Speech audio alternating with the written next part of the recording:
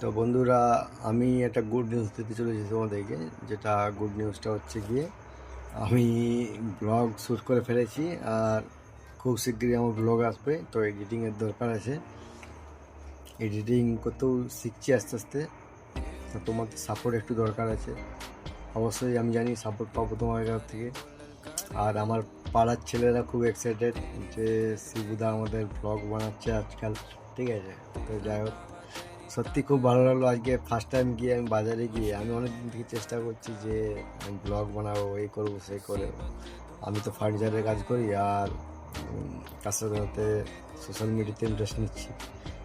তো এতদিন দেখে এসেছি, এবারে আমি চাইছি যে কিছুটা করে দেখাতে, যেটা অবশ্যই তোমাদের ভালো লাগবে। সাথে থেকো, আর বলতে চাইছি যে সাপোর্ট রেখো আমার সাথে। অবশ্যই আমার কাছ থেকে কিছু ইম্পর্টেন্ট জিনিস না হোক, কিছু তো কমসে কম আমার জীবনটা তো শুনতে পাবে কমসে কম, আর কিছু না। জাস্ট ব্লগের মধ্যে কীভাবে বলতে হয়, স্ক্রিপ্ট আমি কোথা থেকে নিচ্ছি না।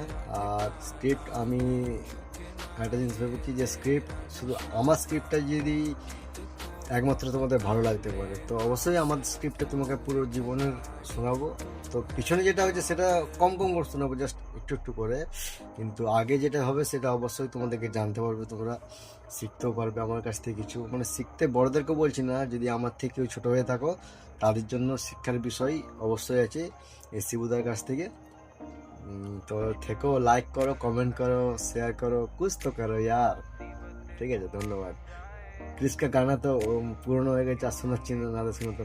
दिल ना लिया तो बोलो ना बोलो क्या किया, ले बेटा आके दुनिया में भी अगर प्यार ना किया तो क्या किया। ঠিক, যাই হোক বন্ধুরা, বুঝতেই পারছো ভিডিও বানানোর উদ্দেশ্য কি। ভিডিও বানানোর উদ্দেশ্য একটাই, মনোরঞ্জন করার জন্য নিজেকেও এবং তোমাদেরকেও। তো দেখা হবে নেক্সট ভিডিওতে। আমি অনেক বড় বড় ভিডিও বানিয়ে ফেলেছি, 2 মিনিট 18-19 সেকেন্ডের ভিডিও চলে যাচ্ছে এটা। দেখা যাক কি হয়, কত দূর হয়। কত দূরে বলতে সাকসেস তো অবশ্যই পাবো আমি, কেননা আমি যেখানে পা দিই সেটা সাকসেসেরই রাস্তা শুরু হয়ে যায় সেখান থেকে।